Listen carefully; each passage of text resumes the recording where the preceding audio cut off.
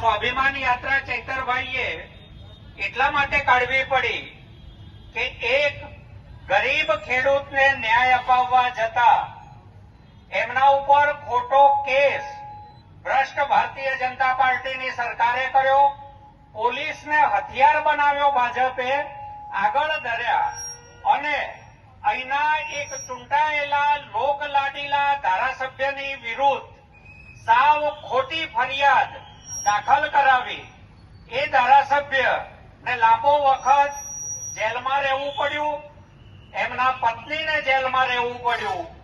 દેડિયાપાડાની તમામ જનતા ને મારી વિનંતી છે કે આજે આ વિસ્તારનો તમારો લોકલાડીલો દીકરો જે તમારા મતથી ચૂંટાઈને વિધાનસભામાં ગયો છે એ પોતાના જન્મ દિવસે પોતાની માના આશીર્વાદ લેવા માટે ઘરે આવી શકતો નથી, પોતાના પત્નીને મળવા આવી શકતો નથી, પોતાના સંતાનો માટે સંતાનો સાથે એનો જન્મ દિવસ ઉજવી શકતો નથી. કારણ કે એ તમારા માટે લડતા, તમને ન્યાય અપાવવા માટે ભ્રષ્ટ ભાજપનો દુશ્મન બન્યો. ભ્રષ્ટ ભાજપે એની સરમુખત્યારશાહી રીત રસમો અપનાવીને ચૈતરભાઈને આજે જિલ્લામાંથી પ્રવેશબંધી ફરમાવવી પડે એવી કલમો પોલીસ પાસે લગાવડાવી છે. એને કારણે ચૈતરભાઈ આજે આપણી સાથે અહીંયા આ બિરસા મુંડાની પ્રતિમા આગળ પોતાના જન્મ દિવસે ફૂલમાળા અર્પણ કરી શકતા નથી. એનો દુઃખ અને અફસોસ બંને છે. સાથે સાથે યાત્રામાં જોડાયેલા, યાત્રામાં નહીં જોડાયેલા તમામ મતદારોના મનમાં આ બાબતે સખત આક્રોશ છે.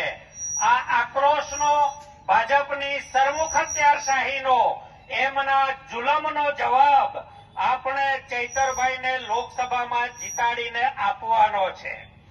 ચૈતરભાઈ ઇન્ડિયા ગઠબંધનના સંયુક્ત ઉમેદવાર ભરૂચ લોકસભાના છે.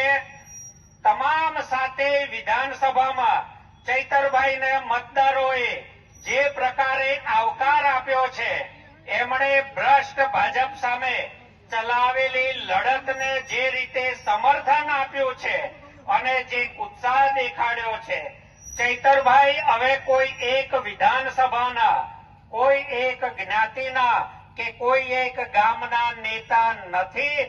હવે એ તમામ સમાજના, સંપૂર્ણ લોકસભાના સૌના લોક લાડીલા નેતા છે.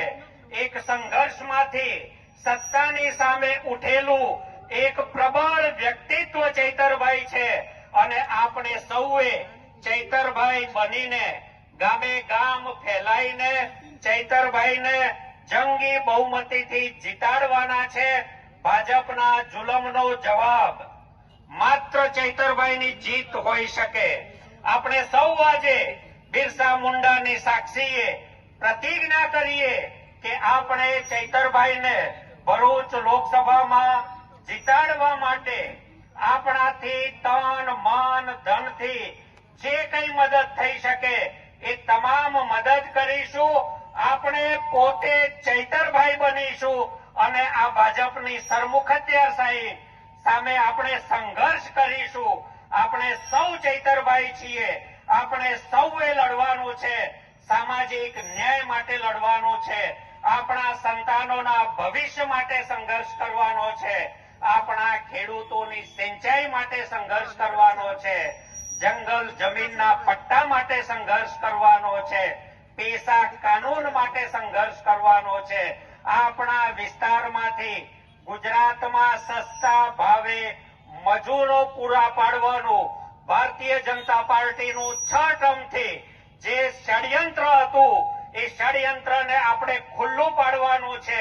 આ વિસ્તારના વિદ્યાર્થીઓ, યુવાન દીકરા દીકરીઓ સસ્તા મજૂર બનવાને બદલે ભાગે કે ગણોતિયા તરીકે ખેતી કરવાને બદલે એક સ્કિલ્ડ લેબર થાય, કુશળ મજૂર બને, કુશળ કારીગર બને, કુશળ કર્મચારી બને અને આખા ગુજરાતમાં સસ્તા મજૂરોને બદલે સક્ષમ કર્મશીલો તરીકે સક્ષમ કર્મચારીઓ તરીકે ગુજરાત આખામાં ફેલાય એને માટે આપણે ચૈતરભાઈને જીતાડવાના છે.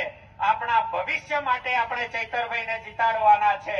આપ સૌ સાથે મળીને સંઘર્ષ કરીએ અને ચૈતરભાઈને વિજેતા બનાવીએ એ મારી આપ સૌને હાથ જોડીને વિનંતી છે. આપ સૌનો તન મન ધન દિલથી તમામ 21 દિવસ યાત્રામાં સાથ સહકાર આપવા બદલ અને આગામી લોકસભાનું મતદાન થાય, મત બટન દબાવીએ ત્યાં સુધી સક્રિય રહેશો એવી આશા સાથે આપ સૌનો ખૂબ ખૂબ આભાર.